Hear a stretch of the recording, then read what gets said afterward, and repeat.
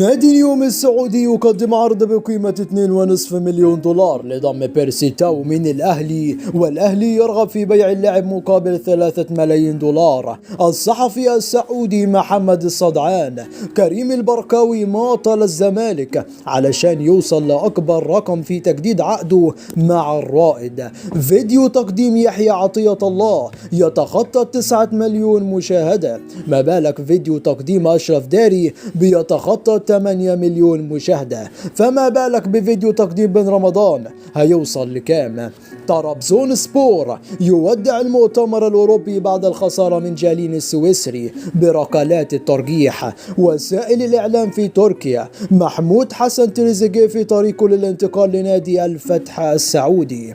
علي معلول عبر الانستغرام دعما لعبد المنعم، بالتوفيق يا اخويا وان شاء الله من نجاح لنجاح، تستاهل كل خير، كانت فترتنا حلوة بس خلصت، بالتوفيق يا اخويا. صحيفة ليكيب الفرنسية نادي ليستر سيتي تحرك بقوة من اجل ضم مصطفى محمد في اليوم الاخير من سوق الانتقالات.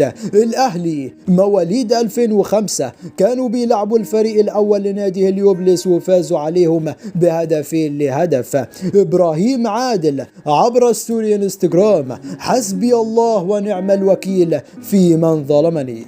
رامي صبري كنت بتشتم من جمهور الزمالك لما كنت في انبي من اول دقيقة لاخر دقيقة، ومعرفش ليه، بس ممكن علشان انتمائي اهلاوي، ولكن كنت بحترم الزمالك، والله ما اعرف السبب، هو علشان قلت انا حلمي اروح الاهلي وانا في فاركو مالك النادي كان هيعمل مشكلة كبيرة علشان كان في جمهور من الزمالك بيشتمني انا ومراتي. طب هي ذنبها ايه وانا ذنبي ايه؟